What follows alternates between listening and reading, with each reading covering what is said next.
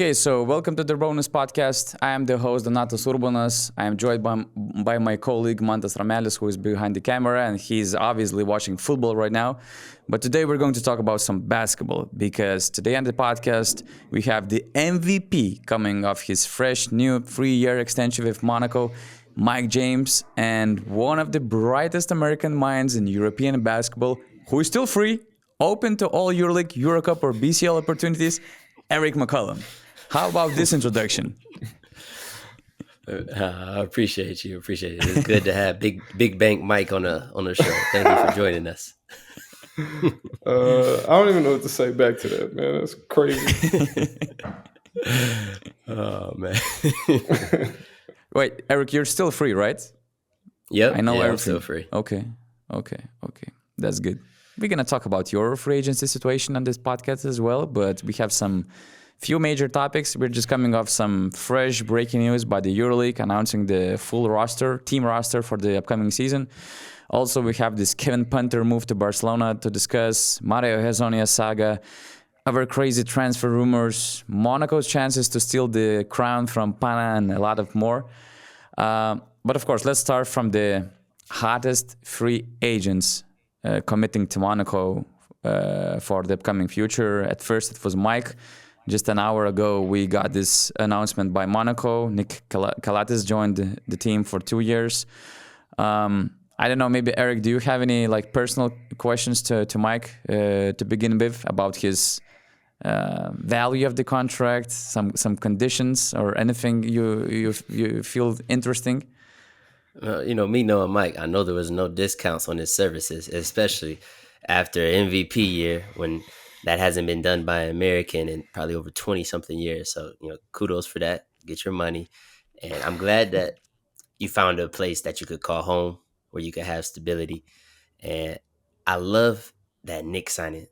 When you were just considering your free agent process, was seeing who was going to be around you important, or did it strictly come down to the years, to the financial aspect? I know you were comfortable. The basketball part wasn't an issue. The coaching part was an issue. What was your first thought process in deciding your destination for the 2024-25 EuroLeague season?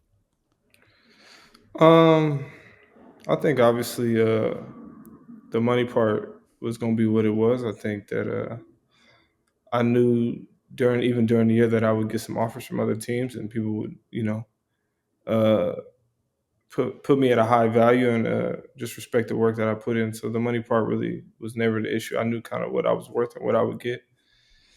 But I think everything was just solely on who I was going to play with and what chances I had to win. I think at this point, just trying to win is the only thing that you could play for. And, surrounding yourself around a good group and a good group of guys and a group that can mesh well is, definitely top priority list. And I think some of the other teams that I got offers from also had that.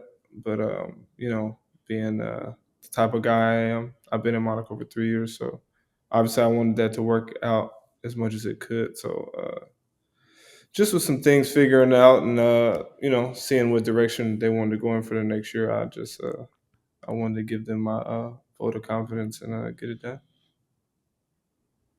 Speaking of a direction, we have this BN Plus community. We have our subscribers that have some privileges, some extras, and one of the extras includes throwing questions to the podcast guests.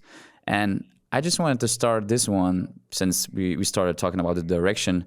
There is one heckler in BN Plus Discord service, Discord community, and that heckler has a nickname, and his nickname apparently is Mike. And his question was, ask Mike James, why did he stay to Monaco, which means he won't win anything ever in the EuroLeague? So tell us more about the direction. Do you think, that Monaco has the right pieces, right tools, everything to set up a winning team, a championship team? Because it was super important for you, right? I was talking with some guys and they said that Mike became really obsessed about winning the championship. We also saw your emotions after the Game 5 against Fenerbahce. So, priorities right now are really clear, probably. I think that's just what it is, I think his question is ridiculous. I mean, no offense to you because you're European, but I feel like the stigma around Europe and with Europeans is that you can only win at clubs that have won before, which is probably maybe one of the stupidest things I ever heard. Like just because a team won 10 years ago, 5 years ago, or even last year, don't mean they're ever going to win again. That has nothing to do with what's going to happen this upcoming year. So I think that just I mean, you got to win a first time. That's every one of these clubs that's won a lot had to win the first time. So our first time just hasn't happened yet, and I think that if I'm on a team, I give them a chance to make playoffs and make Final Four. So it just depends upon what's going on in the surroundings. And like I said, Nick Simon is a big key, just a veteran that knows how to play basketball. Bring it back with some of our core guys, and hopefully, it blends well together and you create a championship. What do you remember about playing together with Nick in Pana, and how do you think your duo will be different this time?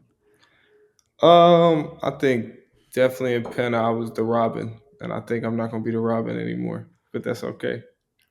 Uh, you know, I think that's fine. I think you got to know your roles, and you play with other great players, and sometimes you got to know what you got to do for you to win. I think in Pana, obviously we had a great rapport, and I think he put me in spots to be successful. And I think definitely he was the man in our team, and I was fine with that, doing what I could to help win. And I think obviously this time around, it's more on my team, and I know how he is, and I know he just wants to win, so he'll probably adjust to cater more to me at certain spots. But I don't want anybody to come to Monaco and change who they are, like change how they play basketball. You got here for a reason. Play how you play, but in every situation, you got to fit it into the group to make it work. And I want Nick to be the person he is. I want him to play fast, make passes, try some things, maybe make some mistakes, and feel as comfortable as possible.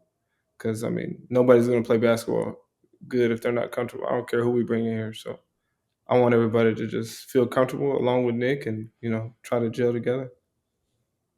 I love how he complements your game. I think y'all lacked a secondary creator outside of yourself. Yes, Lloyd could score, Kobo could score, but there oftentimes wasn't easy shots generated for your teammates when the ball was out of your hands, when you were denied, or when you were on the bench. And I think bringing in a guy like Nick allows the others to get easy layups, easy open threes, and he kind of activates players. We saw it this season with Nigel, how he was able to elevate his play even more than we've seen in the past. And Nigel's a very good player, but with Nick, you were able to see certain parts of his game unlocked that we never saw before. I also think it will allow you to save some of your energy, between playmaking, between scoring. I think you'll still have those scoring responsibilities, but you won't have to do, I guess, everything on the court offensively, and there'll be times where maybe you can rest or do certain things. And his defensive potential, he has those ability to do that. And what's underrated about him is he can shoot now. He can shoot the three. Like, I mean, I seen it all year, the last 2 years playing in Turkey, and spot up shots. Like, he's knocking that down. Like, so, I think that's something that you'll see different too from your Panda days to now, is that he's a bona fide shooter from spot up position. And obviously you'll be, the focal point of the offense. That's changed. But, when we get older, we're okay with, doing what we got to do to win. I think Nick will have no problem with that. You'll add years to his career. I hope so, man. I remember having a conversation with Sharas, Fenerbahce's head coach, and he said that one of his assistants calculated that he's shooting over 40% from the spot-up situations. So yeah, that makes him a reliable option especially if he's open on the corner. Mike knows it pretty well. But I just, you're two great point guards. You like to run the floor. I'm just thinking how you're gonna play together. Are you going to play more off the ball? Is Nick going to play less minutes? Is he going to be a backup for you or something? How did you discuss this one out? I think that obviously for Nick to be Nick, he has to have the ball. I mean, not always a secondary person sitting in the corner. He got to be able to, like I said, play with the ball and facilitate like he does. So I think it's going to be a process, just trying to figure out what spots is what. I think that's just how it is with every new team. Obviously, we have to make it work together. So obviously, it's going to be a give and take in situations, and we're going to have to get reused to playing with each other. But I don't really see a problem with either one. I think that adding in Ellie too, and just trying to figure out who does what at what moment. I think that's all part of just growing in a team, just in a team environment. And I think I can play on the ball and off the ball, so I'm not really worried about where I need to be at. Yeah, with the current roster, it feels like you guys figured out the backcourt, but the other moves, the other signings, the other players in the forward positions and the front line, they will probably make the difference. We will ask your view a little bit later, but Eric, let's play the GMs. What are the two pieces that will make this Monaco team a title team? And let's not forget, I mean, that's why I don't agree that Monaco is not in a conversation for the title. 2 years ago, you were just basically 2 wins away from winning the title. Semi-final and final in the Final Four in Kaunas. And last year, you made it to the Game 5. So basically, you were just 3 wins away. 2 good signings, 2 good solid players might make this small difference. So, Eric, the ball is yours. I think for them, it's crucial to find a replacement for Dante Hall. I'm not sure if it's official yet, but rumors are that he's leaving. They're going to have to find someone who can protect the rim, who can rebound, who can score inside. When you look at the market, you try to think about guys who can help. The 5 position is extremely difficult to find someone who can do all 3 of those things. One intriguing big that I think would be a good fit there is Jonathan Motley. Just someone who can rebound the ball, who can score, who screen. He already has chemistry with Nick. He's not the defensive presence of a Dante Hall, but offensively, he's much more improved. And I think when the offense was stagnant sometimes, when, let's say Mike had an off game, let's say they weren't able to create, having a guy that you can throw it down too low who can go get you a bucket, is essential. And, I know they had something similar to that with Monte Eunice, but I think Motley gives him that with a more athletic version, maybe less skilled, but more athletic. And I've been saying it for a while. I love John Brown. Want to keep him there. His defense, the things he can do is versatility, but I still want them to add a catch and shoot 4-man too to complement John Brown. I think that spacing that will provide Mike and Okobo when they're in those ISO situations. Now, when you have Nick, who's a 40% shooter, you give them a 40+% shooter from the 4. That could be a great fit. And then you have that presence with a Motley type big man. I think that's something that they could really look at, and can really open up some things for them. I'm not sure who they're looking at the 4 position, but, I know one of my teammates last year probably would be an excellent fit. Vito Brown, this guy shot 46, 47 from 3, he's 6'9". He defends multiple positions, 28 years old, 29 years old, can close out attack, defend, play a role. I mean, just an excellent sniper, catch and shoot, or, can score in the post and switch situations. So, but that's just a guy who I think fits that mode. Maybe another player similar to that, but they need that spacing. Especially now with them trying to win, trying to get to that Final Four again, trying to get to that championship. And with the signings of Nick, it shows me that they're serious to make that leap. With them committed to Mike long term, that shows me that. So it's only right that you go and get the proper pieces and make sure everybody complements and blends well. And you have to be careful because you have so much offensive talent already on the team. So you need guys who can fit in and do their role and do it with a smile to keep the team afloat. I'm not surprised I'm not surprised that you brought Motley's name. I mean, if you follow our podcast, I mean, you know that Eric McCullough, first of all, he's like a driver of Motley's fan club's bandwagon, and secondly, I really think that you get some money of his contracts. You really get some percent of the contract. He's a good player. He's a good player. And when you think at the 5, who else is or who's free right now? Who can give them what they need? I'm trying to think. The 5 is a tough position. I mean, there's not a lot of good ones. Free agents, and Motley, he's really on the top. Because we have Alex Poitras, Tibor Plyce left Anadolu Efes, Smilagic, Kavaris Hayes. I think he has an option to leave Žalgiris, but he probably stays. Mike Kotzer from Baskonia, Dunstan, Geoffrey Laverne, Kyle Hines. I mean, not many options. So Motley is clearly the best out of that group you just named. He's clearly the most talented player. Like, if I do like Alex Poitras, he's very similar to Dante Hall, a little bit more physical, but the same type of game: catch, dunk, drop offs, good in defensive coverages. Not really a guy that you're going to throw it to in the post to get offense, but he can score against the switch if there's a guard on him. So I want them to have something to prevent them from having those lags in their offense. And I think with Nick, that's going to help, but you need to pair him with a good pick and roll center, somebody who has good hands, who can finish inside. Power forward selection is also limited. Okay, we have Nikola Meli becoming a free agent.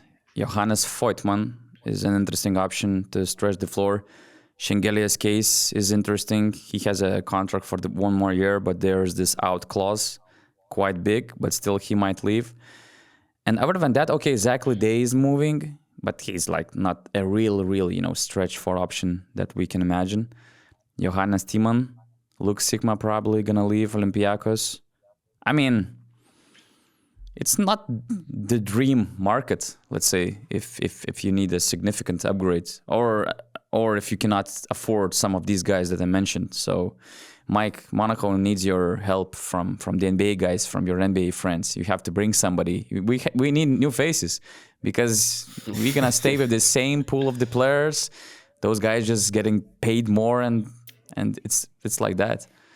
I mean, yeah, I think the market is always tough. You kind of got to see where you can try to make some magic happen and see where you can try to take a risk and find somebody that turns out really good. I think that's where GM's got to get more credit for, is taking a little bit of risk on somebody that everybody was kind of like maybe, maybe not, and then it goes amazing for him. So Mike likes my pick. Mike it could be. You can't just go. You can't go with the regular. You went Motley first, so it wasn't that wasn't that hard. But the other dude, I don't even know who the other dude is. So I like that pick just because you said it. So I mean, it was my format. But I want you with a shooter, bro. Too. I love John Brown's defense. I love his game. But I think if you could pair him when he subs out and you put a bona fide catch and shoot 3-point shooter, imagine you in a pick and pop with a 4-man who shoots 46, 47% from 3.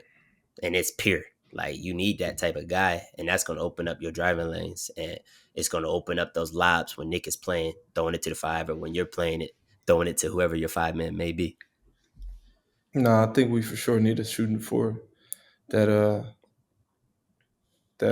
gets just the time to get comfortable and plays well. I think who can defend too. Who can defend? I think we've tried it for the last 2 years. I think it just hasn't been the best situations on both ends. So I think that although Peter can really shoot, Cornely, he can really shoot. I think he definitely had some stretches this year that were good. So I mean, if that's being counted on to take a next step, then maybe I think you never really know. But we definitely could use some steady player at the 4 to knock down shots and play a little defense. I've been begging for it for 3 years for you. For 3 years, but they haven't heard my cries. So we had Will Thomas the first year, man. Will Thomas was solid for us, man. They got rid of my guy. He's not really known as a shooter, but he can shoot it. I want somebody with the reputation where it's like they running him off the line. Man, like Mirotic. Yeah. They only make one of those, brother. Yeah. It's only one of those, brother. By the way, I have a question from BM Plus member Stavros about another guy who can shoot. Are you going to persuade KD to come to Europe at some point of your 3-year contract? I mean, you talking about for a visit? He there right now, actually. He in Europe right now. No, not for a visit. Not for a visit. You don't need him to visit you. You need him to stretch the floor. Yeah, I mean, brother probably not going to do that. I think when he said it, it sounded good in his head, but then when you really think about some of the second and third time, you're like, bro, I'm not coming over here. He'd come and visit me for 2 weeks, and he'd be like, bro, I'm ready to go home. When is your season over? So, yeah, I don't think he got it. Do you caught up in the emotion. The crowd is what got him. Man. Yeah, and you also want to be nice to European reporters, European fans as well, so you can say all the bullshit in the world. Nobody's going to ask you to come over there. Just like your brother did, Eric, right? CJ told that he would like to play for Barca at some point. He got into emotions. He seen the crowds, like watching some of our games, and then he had met like a soccer player. I can't remember his name. I think it was like Guzman or something. Met a soccer player, and it was cool. They had a little friendship, and he was like, "Yeah, when I'm done in the NBA, I'm gonna come overseas." I'm like, "No, you're not. No, you're not." Like, they don't got it like that. They ain't got it like that. They don't want to deal with that long season, man. Yeah, it sounds good. It sounds really good, but you're not gonna do it. Hey, but Barca, they're trying to make some moves though, and there was this whole saga, and still we're probably not even near the end with Mario Hezonja. So he was in and out. Almost. It kind of reminded this Nikola Mirotic situation from the last off season. But if you try to follow the entire story, and again, he didn't sign to anybody yet, did you try to follow the whole story and what seemed interesting to you? Because he still didn't sign with Real Madrid. He's a free agent. He can sign a new extension. According to some reports, he had a commitment with Barca, but now there was this turnaround and he might still stay in Madrid. But with all these details, with some reports and stuff, what did you find interesting from the player's perspective? I think so Lucas then opened the doors for guys to jump from from the rival team and not be as cautious or worried or nervous about it. I think they've seen the success he had, they've seen how it worked out, and I think probably more guys would be more open to it because this is a move that a lot of guys maybe wouldn't consider. Going from the rival. Obviously it's not as intense or as hostile as Olympiacos and Panathinaikos, but it still has that same intrigue.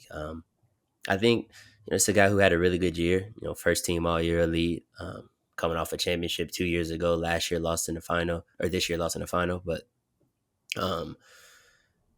he probably wants to weigh his options. He wants to see where's a place that he can go. I know he has a love affair with Panathinaikos, so that's probably something that he wanted to entertain. But and then Barcelona comes throwing that bag at you. It's hard to kind of refuse. And now Madrid's in a tough spot. And then who knows? Maybe I hear that there's reports that there's also NBA interest. He has that size, he has the body. Things didn't go right the first time around. Maybe he feels he's more polished, he's more ready, he's more mature. You never know what someone's facing in their career or the obstacles they want. It really just comes down to like their desire and needs. And if somebody has that desire to chase the NBA, it doesn't matter what you throw at them overseas, they're going to chase that. So, I think that's what it comes down to, if he really wants to play in the NBA or not. If not, I can't imagine Madrid not doing what they can to keep him, especially knowing that Barcelona wants him. That's going to make them at least up the price even more to keep him, or to make Barcelona pay more to mess up their budget for the year. But I imagine that happening. Yeah, the interesting angle is that from what I heard, no matter who he's going to sign with, Real Madrid or Barca, the end goal is the NBA. And the NBA out clause was and probably still is a big deal for him to have this flexibility to test the market, at least in July, because he's drawing a lot of NBA interest. I heard that he has changed his mindset regarding the NBA. A few years ago, he was one of the biggest haters of the NBA when he returned. But throughout those years in Europe, he matured. He was in a lot of different situations, from alpha dog and in Pana for his first season in Europe. There was this situation in Kazan. And Real Madrid last year, he had to adjust to a different role, but this year he emerged as a top scorer of the team. So he kind of, went through different experiences. He got matured. I heard that now he has a way better intel among the NBA people, among the NBA scouts and decision makers to make a comeback.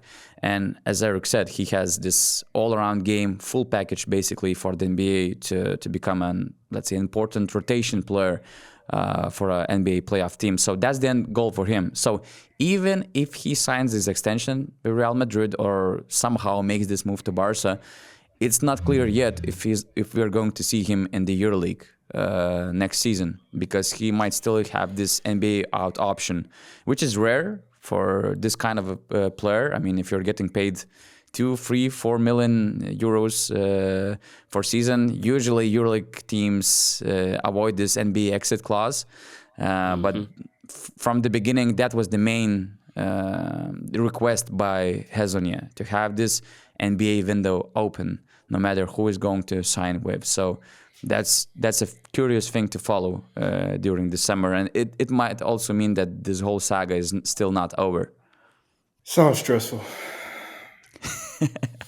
All that stuff be stressful, man. In the summer, trying to figure it out and trying to go back and forth and see which situation is better. I mean, it's obviously a good problem to have, but speaking as a person that's had to go through similar stuff where it was in between where I wanted to go, I think it's just stressful, man. Trying to figure out, trying not to make the wrong move and trying to, make sure you don't overthink it too much. But You're talking about this off season or your previous experiences? just previous experiences. In general. Yeah, just in general. Just that stuff is just because you get into a place where you second guessing yourself a lot. Like, man, this place would be nice. I'm good here. Then an hour later, you be like, nah, I like it over there. I'll be way better there. You know what I mean? So it's just, it gets into a stressful situation.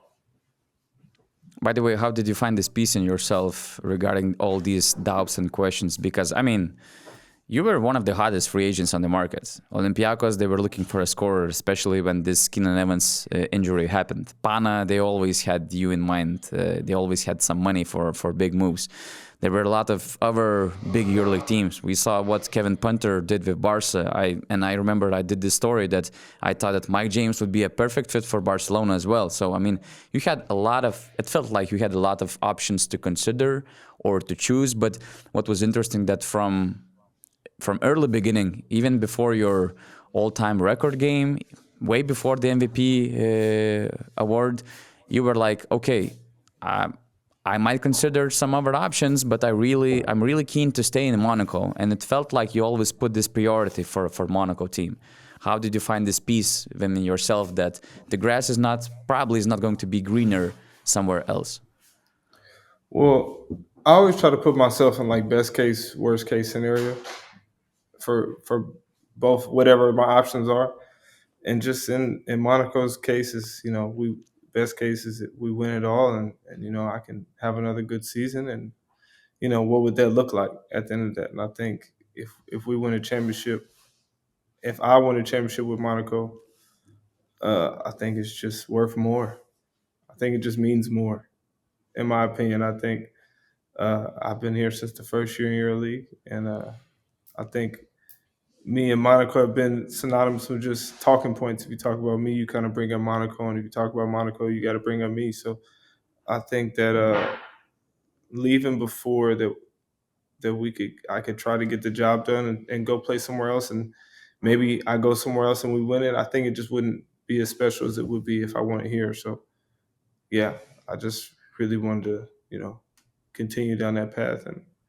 And the worst case scenario is I don't get it. I think I can live with myself a little bit more, knowing that I stayed with where I wanted to, where I thought it meant the most, and where I came in with, and just the team that's mine, kind of. Yeah, that's true. That's why I liked your pick. I think that we already discussed it on our previous podcast following your all-time record night, that I wanted you to stay in Monaco because, okay, that would have been exciting if you have joined Olympiacos, for instance, because of the rivalry, because of the history that is happening right now, them losing against Pana in these crazy series after being 2-0. Up by 2-0. Other markets, you would have been really good at some other teams, but, you put Monaco on the map from your year one together. So that felt special to me, and I thought that Monaco would have been different without you. And to have this one more team, I cannot call you underdogs, but different team, non-traditional, different team from these traditional powerhouses that we have in Greece, in Turkey, in Serbia. They also have money, they also have ambitions. So to put this team on the map, coming from French region, okay, from Monaco, but still we're talking about kind of the same region. That's why I liked your move, because you kind of expanded the map of potential title contenders and you made this team not relevant, but you made them serious in this title conversation.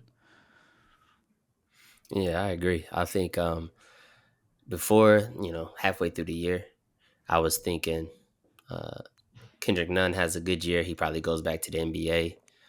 Pana shows a big jump, but maybe they fall a little bit short, maybe get to the playoffs or just miss it.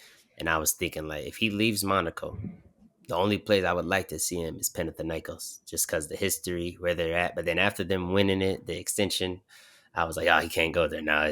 It wouldn't be fair. Like, it wouldn't be right. Like, and so I was glad that you stayed, where you were. It makes the EuroLeague better, when there's multiple teams, when there's more parity, when that's your home, and like you said, I think if you ask LeBron James, his title that means more than anyone is that Cleveland one. They hadn't won in 60, 70 years, and that's his hometown. That's where he's at. For me, that's your Monaco. Like, they haven't won one.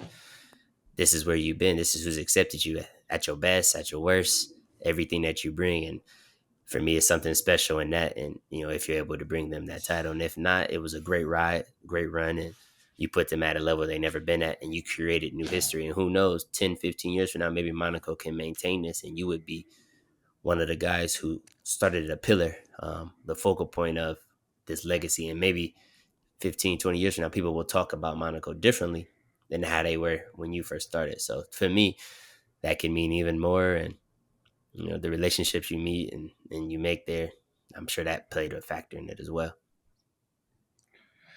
I mean, yeah, I think I've always said I feel like when you name certain teams, no matter who's on their team right now, you always think of certain players right when you name them. Like when I talk about Olympiacos, obviously I think about Spanoulis, Pana is Diamantidis, and I can go on down the list. So I think that to have a newer team and when people think about their team, to maybe think about me, and especially as an American, I just I just think that's the best way for me to continue my sports legacy, like my basketball legacy. I think that's the best way to end it. So just to conclude Mario Hezonja's segment, I have 3 questions about Mario and, let's say, our others. So the first question was, since at the final stage, which is kind of still happening, but okay, at the final stage of these negotiations, there was Barca, Madrid, and Partizan in the conversation of getting Mario Hezonja. So which team, Barca, Madrid, or Partizan, needs Hezonja the most?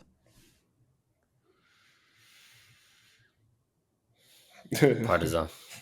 I think Partizan needed the most. I mean, they're the only team that didn't make the playoffs. They just lost Kevin Punter, their captain, their leader, the big shot maker, the guy that you go to when things are rough. Um, no one knows who's going to be the focal point. They also lost Zach Leday.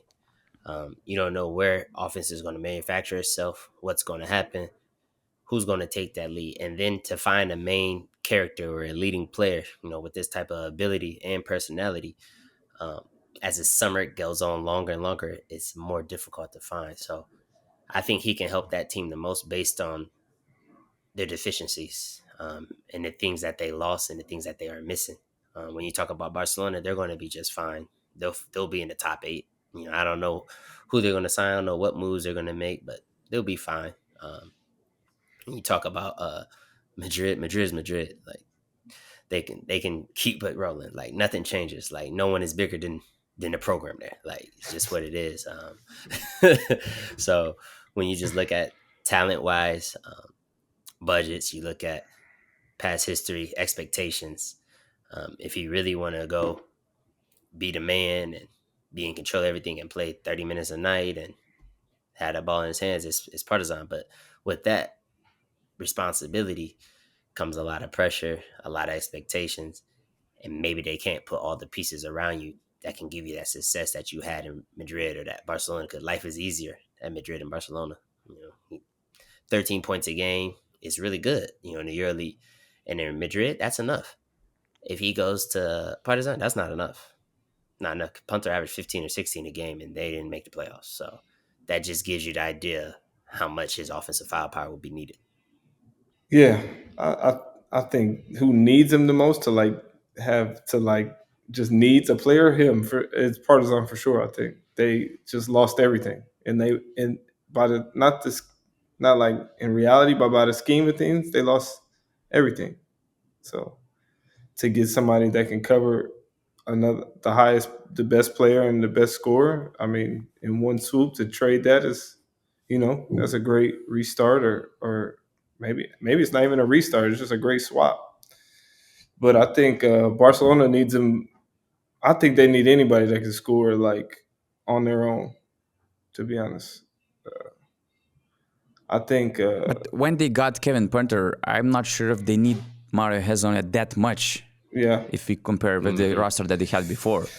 Yeah, for sure. I mean, if that's already done deal, then for sure KP is probably the void that they needed. But if that's not done and that doesn't happen, for sure, Mario going to Barcelona would make them, I think, a Final Four team and probably a championship contender, as I think this KP as well. And I think, like Eric said, Madrid is Madrid. Yeah, I don't even really have a lot to say about that. Madrid is Madrid. They'll be good no matter what happens. Which team is the best fit for Mario Hezonja? Out of those three? Yeah. The best fit? Style of play, Madrid, but style Partizan, of play, role, Partizan for role and what he wants to do is probably Partizan. I think Barcelona's last on both. But they're not going to run. Only bad thing is that Partizan not going to run. He's an open court player. He's fast in transition. He's good getting downhill. He likes to shoot long range bombs, threes. I don't know if Zeljko is going to allow him to, go loose like that. In Spain, you can shoot some crazy shots, and it's all right. You got 20 minutes to get busy. That's what I'm saying. Do what you do. Madrid kind of is the best fit for how they play. Yeah, for sure. I like that fit in Madrid, and they give him the green light. I think I watched him shoot tons of threes. I mean, I was watching, it was either the Final Four game or the championship game, and he started off on fire in the first quarter. Maybe he hit like 3 threes, boom, boom, boom, and I was like, oh, this is gonna be a long day. And then he proceeded to miss like 7 or 8 straight, and there was no facial changes. With teammates, coaches still just clapping. Maybe he finished the game, I don't know, 3 for 11 or 3 for 12 from 3, but that just told me that how much they believe in him as a shooter, but also the free reign he has. And I don't know if it's going to be like that in Partizan. You miss 7, 8 threes in a row. That crowd, those fans. I don't think you get to shoot 7, 8 threes in a row. I don't think he would have got to that point. He'd have got subbed out after 5 or 4. Like, hey, you got to rein it in a little bit, brother. Yeah, you almost going to start pump faking because you hear in the crowd, your DMs is full. Man, the DMs is for sure full. I don't understand. A lot less stress over there in Madrid. I still don't understand why fans DM players. It don't make no sense to me. It makes zero sense. You should not allow them to DM. I think there are some. You can do some changes in settings or whatever. They did it on Instagram, I guess. So. Yeah. It's just in like the requests. I don't really care. It's a good laugh every now and then. You just go laugh and then just keep it strolling. I don't even respond to it, but I laugh. The worst broken English imaginable. It's just cuss words out of place with just random other words. It's just, I don't know. You know the thing I hate the most? Anytime they lose a bet because you didn't reach your player prop or the team prop, they want their money back. But what about those times you make the bet and you win money because I made my player bet or I made my team win, whatever the case was? Where's my money at then? That's what I don't get. I want my cut. They ain't never say, hey, you want me this player bet? Let me shoot you this $10, man. Yeah. I ain't never got that deal. Or even a thank you. Like, hey, I bet 100 euros on this. I won 300. Thank you. And you was balling. I'll respond to that. Man. Yeah, I'll be like, you're welcome. You're welcome. No Jonte Porter. You're welcome. Don't get me out of there. But, I got you, brother, anytime. I'm going to keep shooting. Yeah. Send the money to my wife, not to me. I don't want the EuroLeague to think it was. That's nasty. By the way, Mike, you just recently, just before this podcast, you had this small chat with couple Twitter fans, let's say, and I'm just thinking, since you know how to mute the outside noise, there are probably hundreds, thousands of messages that you ignore. At some point, sometimes for some reason, you decide to respond. What's the main difference? What happens in your mind, You when be you bored. decide, okay, I'm going at this guy? It just depends. Sometimes I'll be bored and I'll just be on my phone and I'll read it and I'll be like, bro, this don't make no sense. What are y'all talking about? I don't know. It just depends on what it says. If it's like a cool message and they not like talking crazy, but it's just bad questions, I'll respond and tell them that they sound not that intelligent.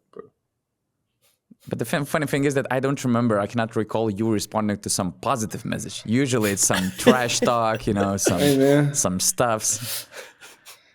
I need negativity in my life. That's why everything's too good. It can't be too good. Some stuff got to bring me back down to earth. Is it more fuel to the fire? Yeah, got to bring me back down to earth sometimes. The last question I had about Mario: which team of these three will help him to return to the NBA the most? Let's call it this way. Madrid. Yeah. Is there anything particular about being a Madrid player? Because there is this, pattern already. Campasso, Tavares, Garuba, Yabusele. I heard that he was always on the radar of the NBA teams when he was still playing in Madrid, and he's still playing in Madrid. All these guys, they were always in the conversation. Does that place make something special regarding the way NBA people explore the EuroLeague and its market? I think when the NBA thinks about the EuroLeague, Madrid, Barcelona, those teams are kind of like at the top of the list, and you can see it with all the draft picks while they're playing, but all the guys getting signed. I think they have a high respect for Spanish basketball in general. A lot of it has to do probably with the strength of the national team, how they're able to challenge the U.S. and give them good battles, and when you're able to put forth a good effort on the national team stage, that's going to bring more eyes to your country, to your domestic leagues. And when those guys who played in Spain go to the league and have success, which a lot have had, you see like the Luka Doncic's of the world, and many other players who've been able to excel, maybe not at that level, but have shown something. It allows teams to be more comfortable to take it because the NBA is a copycat league. So when somebody has success, let's say I like a guy like he's 6 foot, but he's athletic, he's a 3-point shooter, and he's dominated the NBA. They're often going to continue to look for guys like that. Or then the league changes to all the big men are shooting jumpers, 6'8", 6'9", 6'10", 6'11", 7 foot. Everybody's shooting threes. Now they're going to go look for that. Now they're going to look for the Jokic. Maybe the closest guy to him is Sengun, in Houston. But they're looking for those type of players because everybody wants to copy something. No one ever sets the trend first or is looking to set the trend. Everyone's mimicking something, and they feel more comfortable with that, because if you miss on something that everybody else has done, it's okay. That guy didn't play to his level. He didn't reach his potential. But if you take a risk and you try to be the first to do something and it doesn't work, you look stupid, or you could lose your job, or you get fired. So I think that's why a lot of EuroLeague teams don't sign new players, because if I take a guy with 3, 4, 5, 6 years experience in the EuroLeague and he plays bad, well, who would have thought? He's experienced. Everybody thought that. But if I take a guy who has 0 years experience and I bring him up, that could lose your job or get you fired. So to put it long story short, Spanish League has done that. They've had that success, and that's a team that's going to go farther. And a lot of times in a NBA season, a lot of those teams who are looking to get better are out early in the year, not talking about playoffs. I'm talking about like the last 2 months of the season, they know it's finished. So they're already looking, recruiting, and what better way to find a player than someone who's still playing at a high level, who's still continuing, whose season's still going on, who's making that push so they can be there for that Final Four weekend of the EuroLeague. Yeah, I think even my answer could be even more simpler. I think him being in Madrid is like the closest model he'll be to in the NBA. I think they play a more up-tempo style, and it's not like you play 35 minutes in Madrid. You play 20, 25. That's closer to what he would look to play in the NBA, closer to the 20-minute mark. So I think it's just like a closer like compare and contrast to the NBA, and I think everybody's known them for being a good organization, for having players for so many years, and they have a lot of players there that people still respect. So him having success in that role and that fit at that team just kind of shows NBA teams he could do it on the NBA level. Hmm. Let's move on Kevin Punter's case. Okay, it's not official, but as far as I know, I mean, it's as close as to be an official stuff as it can be. We kind of discussed what does this move mean for Barca, and it means a lot. But what about Partizan? And it feels like they have this open roster for the next season. At first, we heard that Zach Ledey was on the move and he's being shopped around. Okay, maybe there is this theoretical scenario where he stays, but it's way more likely that he's going to leave. Kevin Punter is leaving, so we're talking about core players that returned with Partizan, returned to the EuroLeague and made them really close to being a Final Four team 2 years ago. They start everything from scratch. And I was thinking, so who is going to be this number one guy on Zeljko's team? You know, who is going to start his team building from? Who's going to be this go-to guy? And we have some names, and it doesn't necessarily include free agents. That's why this market is different this year.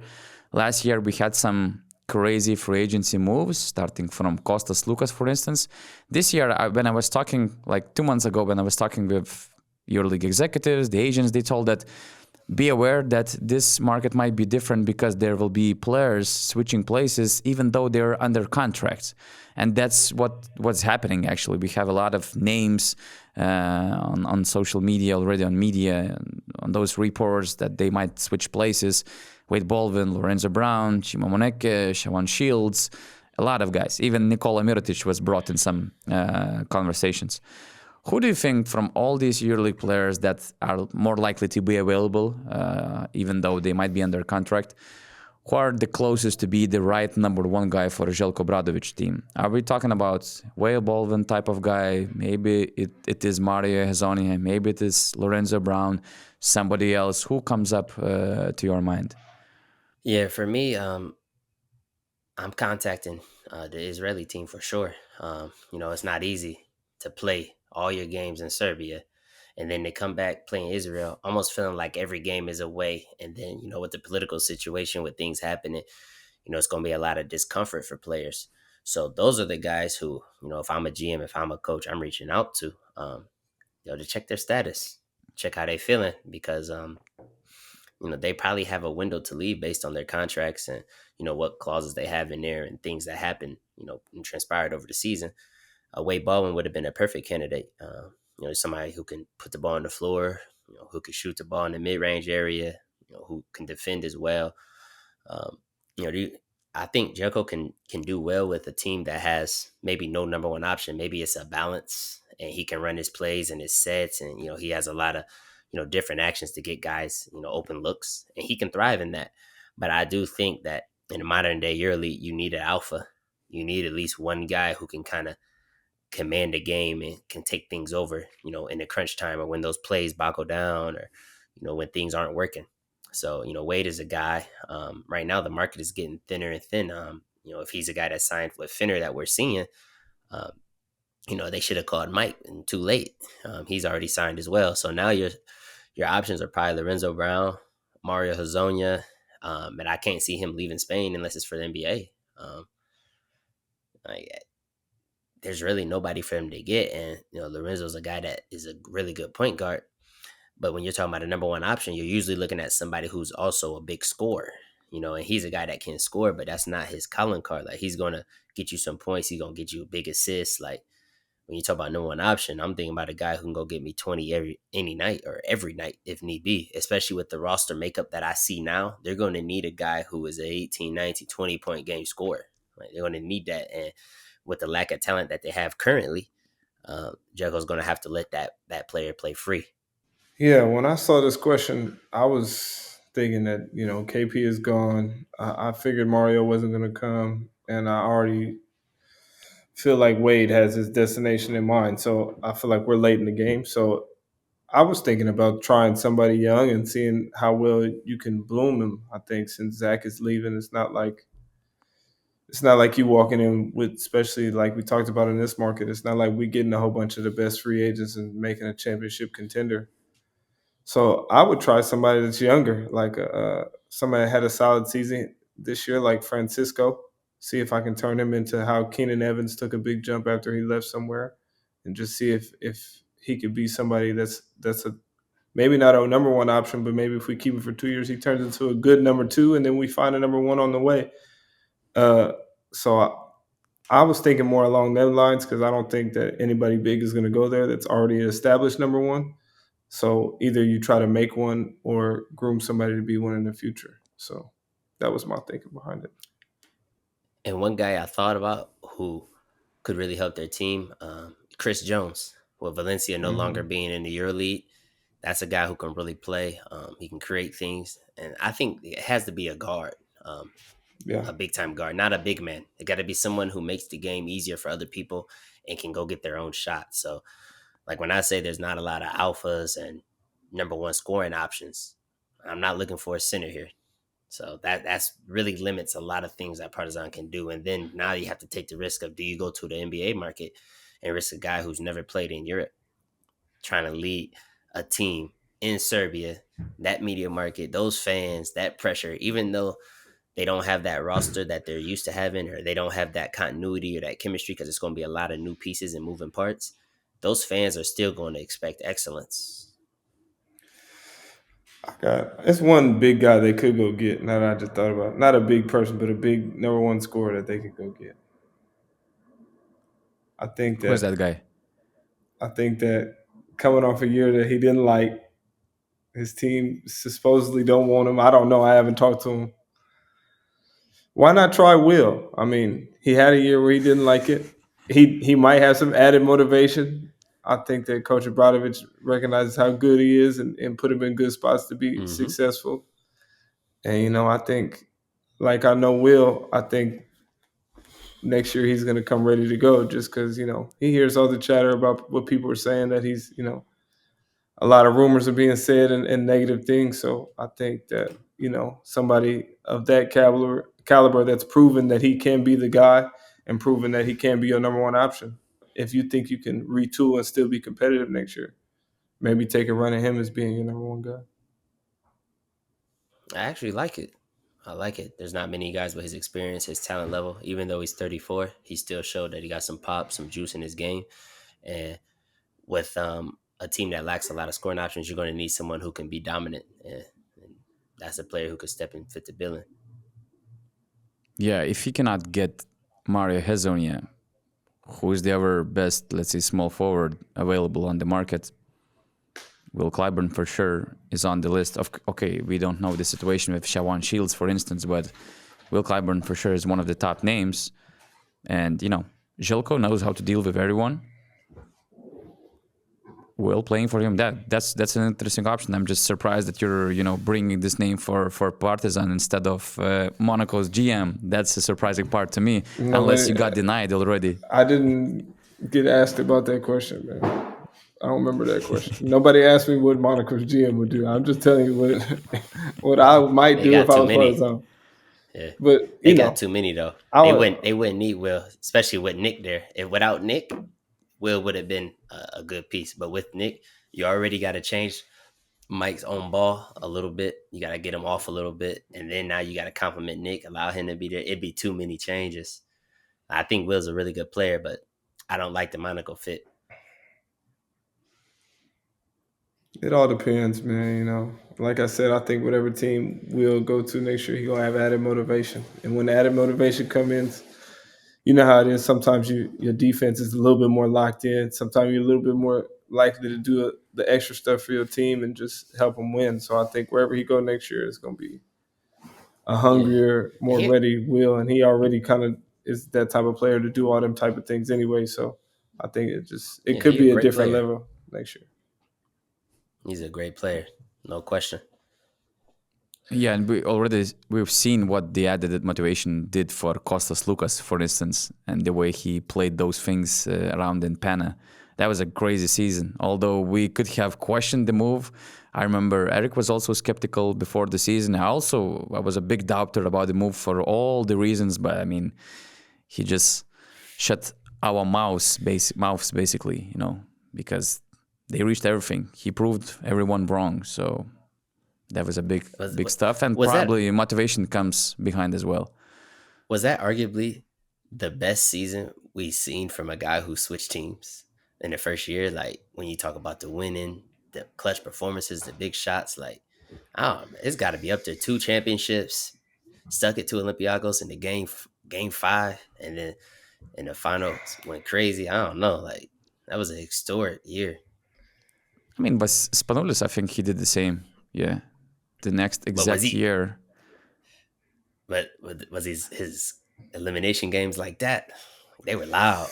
That 25 in the first half in the Greek League final, that was loud. And then the performance in the final of the EuroLeague where he maybe didn't miss a shot. I mean, whew. He had a good year. I wouldn't even say his year as a whole was amazing. I would say his big moments was right where they needed to be for a person. I would say he was right on time. I would say he had his normal basketball year, but then his big moments were loud, and he was there in the big games. And in the big games that we remember, because I think in the first Final Four game, I don't even remember how well he even did, but he showed up in the championship game. So, I mean, Yeah, that's the thing. He was in 10 Final Fours, I guess. I think he played in 10 Final Fours, and it was never his Final Four. But this year, I mean, it was Kostas Lukas Final Four with the MVP award and with the performance that he showed on the court. That was awesome. And just to conclude about Partizan, okay, the market is thin, but from what I'm hearing, that let's say they have ambitions on the market, and these ambitions might expand the European market, which means they will try to find something like Pana did with Kendrick Nunn, for instance.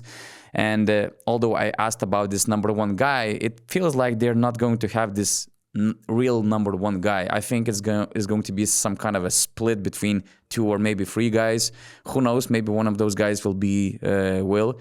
The other guy might be from the NBA, and the other guy who also had a solid season last year is Chima Moneke. And although he's under the contract with Baskonia, and this buyout is crazy. You know the buyouts that they put in Baskonia, and it's even more than 1 million. From what I hear, it's close to 1.5. I still ain't with this.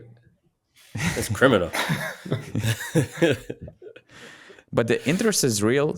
Partizan likes this situation. Not sure if they can afford Chima with this buyout and with his contract needs, but he's on their radar, as well as of some couple more EuroLeague teams, and even the NBA teams. NBA people are considering. So, you know, if you have Will, if you have this NBA guy, if there is Chima as well, who in some way replicates what Matthias Lazor did with his energy on the floor, maybe that's the core that that might bring you to this title conversation actually after one off season. But that means they have to get it right on every guy. If one of those guys don't sign, everything could sink. If 2 of them don't sign, it could just be all bad. And then they probably could have the money for Chima if they wouldn't have let KP walk for free. You know, if you sell him to Barcelona, you probably could have a little bit of money, even if it wasn't for $1 million. You know, a few $100,000 could help. I appreciate Partizan for doing that for my guy, man. I feel like he looked out, because I feel like normal. He was loyal to y'all, and more teams should act like that. He was loyal to y'all. He stayed by y'all. It didn't work. Although, you know, never mind. I'm not gonna speak nothing crazy, but you know, maybe this economy. But to let your best player walk for free is different. Would it be all different? Like, would they even be breaking up if that fight didn't ever happen in game 2? Yeah, nah. Like, would he still be leaving and everybody still be leaving if that didn't happen and they would have went to Final Four? Everything would be fine right now. So, yep. Speaking of what ifs, I have one what if question from BN Plus member. Oh, and he had this hypothetical question. and it was also related to Partizan. Oh, Lord. And it was Archie, the BN Plus member. I have a question. What Mike think of trio? Mike James, Kevin Punter, Nikola Mirotic. Would that trio be clear EuroLeague title favorite? It's unrealistic to see them in the same team, I know, but if we fantasize for a second, does Mike think that the trio is dominant enough to take the EuroLeague title? It ain't that unrealistic. That was actually a talk at one point. We had that conversation. I'm not going to say when, but that was a talking point. But I think it would be good. I think we're all different. I think I play the most with the ball, and they kind of operate on the wings, and Mirotic kind of in that mid post up area, and KP is more of an ISO and catch and shoot guy. So I think we're all totally different, and I think that's what I look for if I think something's going to work. Do all the players act like operate in different spots and operate in different ways? If it's too much of one thing with all of them, then I think people get in the way sometimes. But I think since we all kind of operate in different ways, I think it will work. So it was last offseason, right? When we planned to sign Mirotic and Partizan. They were thinking about bringing you as tomato, well? Tomato, I don't know. I don't remember that. I didn't say that. Don't assume things.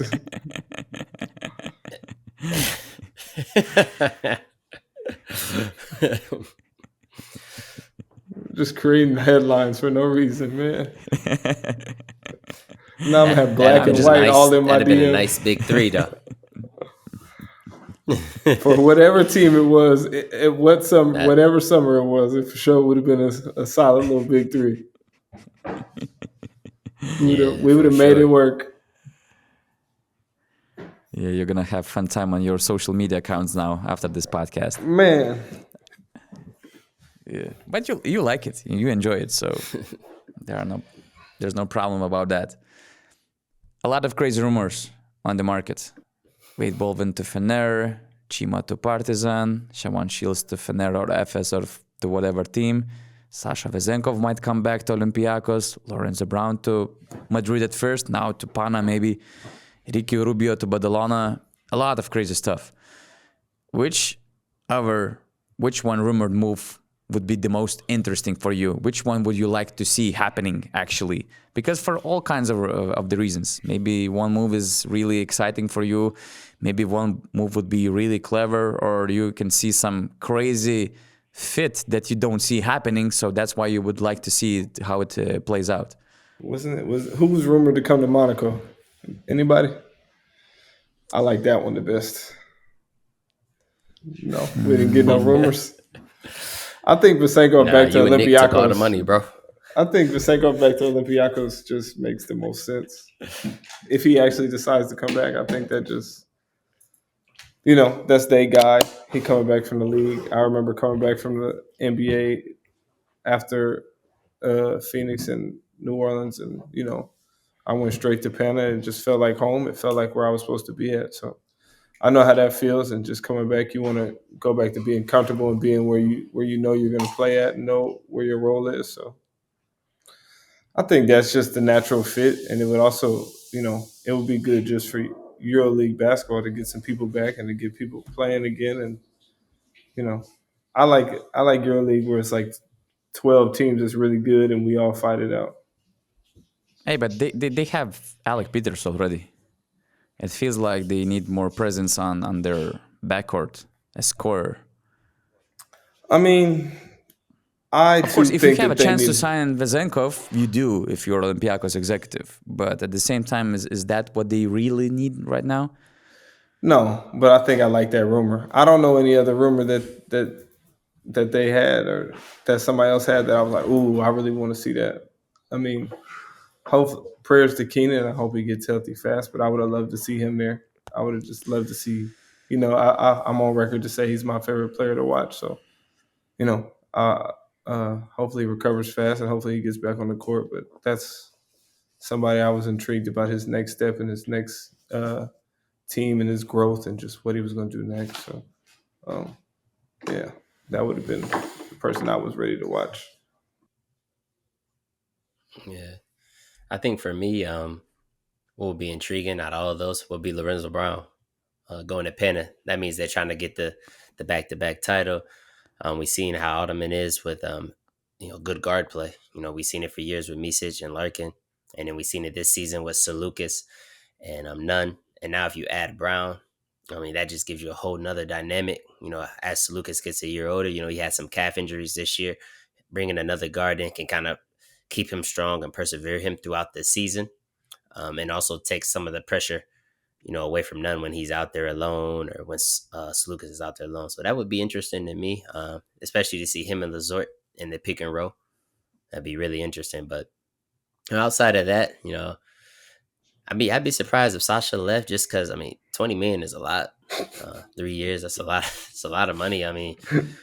I don't like sitting the bench either. I don't like sporadic minutes, but for $20 million, You might consider it.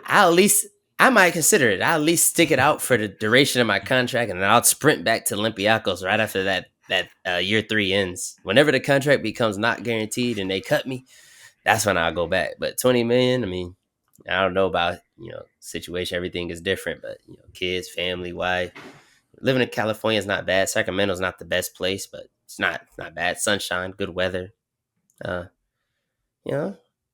Stick it out, Sasha. It's only 1 year, man. Stick it out. Give it a chance. Look at Misic. Didn't go well for him either, and then he got traded to terrible Charlotte, and he found life again. So you never know. You could get traded any day, and you could find life, and everything could be good. He can't Actually, shoot. Monaco needs Sasha. Oh man, perfect. That's ideal. If there's one team that really needs Sasha, it's Monaco for sure. Hey man, Oh, if man. Sasha want to come here, I'd welcome him with open arms, man. I don't, but whatever. He don't dribble. He don't need the ball. He catch, shoot, back cut. Oh man, he'd be perfect. Yeah, he could play. If he gets cut by Sacramento, it means that he also gets paid by Sacramento. It means it's that a dream. Monaco doesn't necessarily need to bring the biggest paycheck for him here in Europe. So, and he don't pay taxes here. You know what I'm saying? He'd be good. and you guys have Nick. There's Mike. You can do your part in this recruitment process. Why not? If That'd be amazing to get cut and receive that money, $7 million, and then the next year $7 million, and then to go to sunny Monaco, get paid and shoot easy catch and shoot threes from Nick and Mike. It's a good life. He'll be open a lot. That's a win-win for everyone. But let's get back to this Lorenzo Brown to Pana thing. Don't you think that at some point there's just too much talent? I don't like people that needs the ball exactly, because I like hierarchy and I like roles. I like alpha dogs on my team. I think that they have enough alphas already in Kendrick Nunn, Kostas Lukas, Matthias Lazort as the main core player. I don't think that they need actual stars. I just think that they need some role players, great level role players, to accept the role and to just help this team to be consistent and good. I think that this Lorenzo Brown move to Pana, I'm not comparing those situations, but F has also had this example of Will Clyburn when everyone thought that, it's the three-peat, it's guaranteed. But it's not necessarily about having the most stars and the most talent on your team. It's also about roles, fit, and Panathinaikos, they have everything, basically. They just need to replace 1-2 players, like guys like, I don't know, Isaac Bonga or, for instance, Jordan Lloyd coming off the bench to replace Vildoza if they actually want to replace Vildoza. And that's it, because they already have a championship team. Yeah, I don't know what Lorenzo Brown would do for Jeremy Grant, and I think he's kind of the unsung hero in all this. I think he had a really good year, and he helped them a lot this year. And I think, Slukas and Lazort and Nunn got a lot of the headlines this year, and, rightfully so. They had amazing years. But Jeremy Grant, I think I've seen games where he kind of held them in with defense and offensive points and kind of gave them solid contribution. Is probably one of the, core players on their team. And I think if you bring in another guard, I don't know how that looks for him, because I think sometimes he got to bring the ball up and have a little bit more responsibility. Yeah, I even forgot about Jerry Grant. So, again, not sure if they really need Lorenzo Brown. Yeah, but let the record state, that before the 2023-24 season, I said Grant was the most underrated EuroLeague signing, and I said he was a EuroLeague player, and I don't know why no teams were signing him. And I played against him in the playoffs in Turkey, and I said he got it. Like, defensively, he could shoot, he got mid range, he posts, and I kept saying it. And for the longest, he didn't get signed, but I wouldn't want to replace him. But I know that when you're chasing history and you're chasing, a back to back, it's very difficult. And knowing Ottoman, he wants as many weapons at his disposal as possible, and I just know that a lot of coaches like insurance. You know, no coach is going to turn down too many good players. If anything, it keeps guys hungry. It makes them work harder, but it does complicate roles and happiness. But if you're winning, you can kind of salvage the happiness part. But definitely Grant would be affected if you bring in a Lorenzo Brown type. And they're two different style of players. And I think that's why what Mike was talking about makes Grant so important, because he did the dirty stuff, the nitty gritty, the intangible stuff. And you could lose that, if you don't have him in that lineup. But also, let's say Saluka's injury to his calf, prior to that Final Four. What if that doesn't heal? What if he's unable to go? They're not winning with just none. It's not enough. So I could understand, why they might want another formidable playmaker and creator, to protect against his possible health, to save him from playing all those minutes. Also they're trying to maintain position in the Greek league. All these things are probably deciding factors. So, do you really want to wear out, a back to back in the EuroLeague, a double week, and then you turn around and you got the Greek league, and you drop a game to a team you shouldn't, because you're trying to preserve minutes. So you never really know, but it's just intriguing just because it's so many stars. Yeah, just the last question for you guys. Coming from BN Plus member, but I think you're going to like it because we're going to talk about the favorite player of Mike James. The actual question was, we all know how much Mike loves Keenan. It's coming from Tutis, BN Plus member. Does he think he will be back next season, and what should teams do? And I kind of rephrased the question. I'm intrigued to hear from you guys. What would you do if you're the GM of Olympiacos, Žalgiris, or any other team? And also, what would you advise to Keenan in this situation? If I was the GM of Olympiacos, I know that the contract isn't fully guaranteed until you pass your physical. Obviously, he'll be unable to pass his physical. I wouldn't pay him what he's about to make.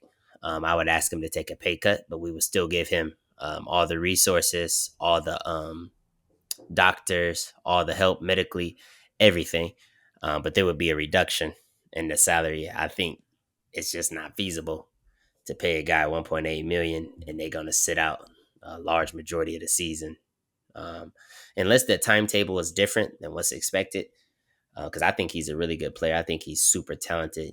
He showed his professionalism and his ability to bounce back through that first injury. And I mean, he came back better. He looked explosive. He was finishing. I mean, skill. He was polished. I was very impressed. And then with the Achilles injury doing that, I was astonished. And as he continues to grow, I think a GM, they're going to take that approach. It just will only make sense because now they still have to find somebody to cover him. If I'm Keenan, I'm going to do that same approach that I did with my Achilles. Whatever you did, do the same things, approach it the same, be focused, locked in. Sounds like he knows what to do mentally and physically just based on, what happened last time, and use your resources. Whether that's your college, whether that's your Olympiacos, Zalgiris, use all your resources. And just, you can see the goodness in the Zalgiris people, how they treated him when he hurt himself the first time. And then you also seen how they, felt for him. They know he was going to Olympiacos. They knew he was signed. They knew he was gone. And they were still like loving him throughout the whole year, treating him good and just compassionate for him for his injury. So, he's in a tough spot. I think he'll bounce back just because he showed the history of what he can do. He's still relatively young enough to where his body, should heal good. But if you're Olympiacos, it just sucks because you finally got the piece you've been missing all these years. You've been lacking a scorer, somebody who can go get it and create their own. And now you finally had that piece, and then you're back to the drawing board. I mean, yeah, that's tough. I think that, like I said before, speedy recovery to him, and if I'm Olympiacos, I'm gonna do exactly what Eric said, and try to get him right because I think honestly he's the next wave of EuroLeague superstars or stars in this league. He's leading that pack. I think he's proven that he's gonna be one of them if he's not already. So if I'm Olympiacos, I gotta trust that what he did last time he'll be able to do again and get back healthy. And if I'm Olympiacos, I'm definitely securing. I'm securing the next person that I feel like will be a EuroLeague superstar to go for more years. So I'm definitely taking that chance and seeing if it can work out at a reduced salary. And then if it does work out, I look like a genius because then he's going to stay and he's going to be there for a long time. It's probably going to be amazing. Yeah, and you should I might even add a year to the contract, but make it a team option. Might even add a year. You never know how he bounced back the first time. I feel like he could do it again. Exactly. Yeah, and as the GM, you also show some kind of a loyalty to the agreement that you made, and like showing it to Keenan, like, hey, we're still sticking to the plan. We still believe in you. We're gonna help you to return faster. And we still believe in you as our future star. So that would be also a classy move. And especially if we have an ability to sign Tyler Dorsey, for instance, to cover the scorer spot, he's the guy who can help you to kill some time. Who knows? Maybe Dorsey will shine as well, as he also had some crazy moments in Olympiacos before the NBA move. So if you have this flexibility to sign Dorsey and also to wait for Keenan Evans, why not? Again, the market is not stacked. It's hard to find this clear scorer who will boost your team, and with these picks available for you, why not? But if I'm Žalgiris, I'm just showing the story that Eric just told us. Like, we helped you with your rehab. We made those successful surgeries. Last year it was also crucial when he just got surgery just basically straight during the game, basically when he got his Achilles injured.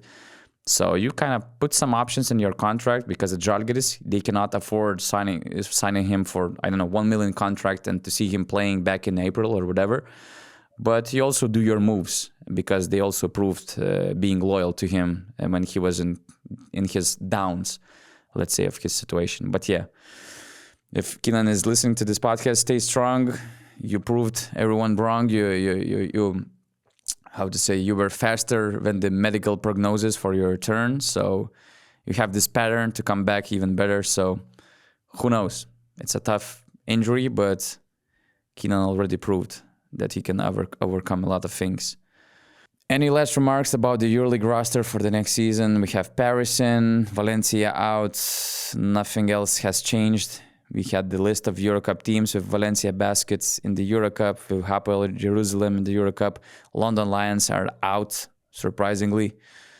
EuroLeague season starts at October 3rd. We will have it concluded on May 25th, I guess. We're going to have this February break. Again, pretty much it from the EuroLeague tonight. Yeah, it looks like Monaco gonna be real good, I seen the teams in there, and Monaco looked like the favorite when I saw it. That was just my opinion. You should come in quietly so they don't even see you coming. Just be like, yeah, it's gonna be hard. It's gonna be hard to see. We'll see what happens. The problem we got is, a lot of new pieces. The problem is when you me, you can't. It's no sneaking no more. I can't sneak nowhere no more. So I might as well just be loud when I come in now. At this point, I need to see who y'all get at the 5, and then I'll feel more confident. You need to see if they're getting Motley. That's the main thing. You don't want to see what they're bringing as a 5. You are going to see if they're bringing Motley. Simple as that. Or somebody from the NBA, with a similar game as like a Dante Hall, maybe, or maybe a bit more skilled in the block, but something like that. I'm looking for it. We'll see. That's the key, man. That y'all get that, y'all can get by. Y'all get the 4-man shooter with that. Oof, now we talking. Hey man, I think we're gonna make some good moves and we're gonna have a good off season and have a good next 3 years together. That's what I think. So is this the last hurrah, Mike? Yeah, man. That 3-year deal? Get your documentaries, get your photos, get your jersey swaps. You know what I'm saying? Get it all planned out now, brother. Cause Yeah, so you'll be 36 when the contract ends, right? yeah. It's gonna be hard to walk away, Mike. You're gonna be a yearly legend. They're gonna give you a good contract. Sunny Monaco. The league is Good getting weather. older. When you will be 36, you're still gonna get like 2-year contracts on the table. 2-year, 6-figure contracts, easily. Yeah. You're not going to You gonna walk off. away? Yeah, no chance. You gonna walk away from let's say you 36 from a meal ticket? You never 36 in Monaco? You never know, brother. I It's might tough. be out of there, man. It might be time to go. I don't want to stay too long. You know, you stay too long, people start calling you weak. I can't be weak. I can't never be weak. If I'm Well, weak, if you're it's still over. good. But if you're still good, is it a possibility you would consider? At this point, I don't see it. Some of my friends say it's over. Some of my friends say I'm gonna keep playing. I don't see it right now. You can't be out. You can't be averaging 16, 17 a game at Monaco in the EuroLeague, going to the Final Four, and then just retire. What if I win though? that Like, looks what if we crazy. win next year and we win my third year, and I was averaging 16, and I just said, I'm out. Now your greed is gonna be like, I can get 3. That would be 3 stupid EuroLeagues. business decision, easily. Why? That would be stupid business decision. Because if you're doing that, they're gonna pay you around the same amount of money. Hey, man. Maybe a few less, but right around there. If you coming off a EuroLeague title, I can't give you a discount. I can't. I'm just holding my hands up and wave away. Wave. Don't do it. Don't do it for you. Do it for the babies, man. Do it for the babies. Just for their future. I'm already old now, man. People are already calling me old. Okay, guys, that was a high quality podcast. Thanks a lot for your presence. Follow The Natural 05 on Instagram and on Twitter. Follow the future EuroLeague title team, AS Monaco, on their social media accounts as well. Also follow Eric McCollum on Twitter because he's one of those vocal basketball minds in Europe that we're happy to have. And he's quite vocal over there as well. So make sure you hit this follow button on Twitter. Subscribe to BN Plus community on basketnews.com/plus. So the next time you can also throw questions to the EuroLeague stars that we have. And also, just to wrap it up about Eric, if you're an GM, decision maker of a big European team, make sure you consider Eric's case because he brings not only the skill, the discipline, the professionalism, the example for others, but he brings this whole knowledge that will help you in a lot of different ways than just a basketball court. So I did my part. Thanks a lot. Oh, I appreciate you, brother. Thank you. Thanks for having me.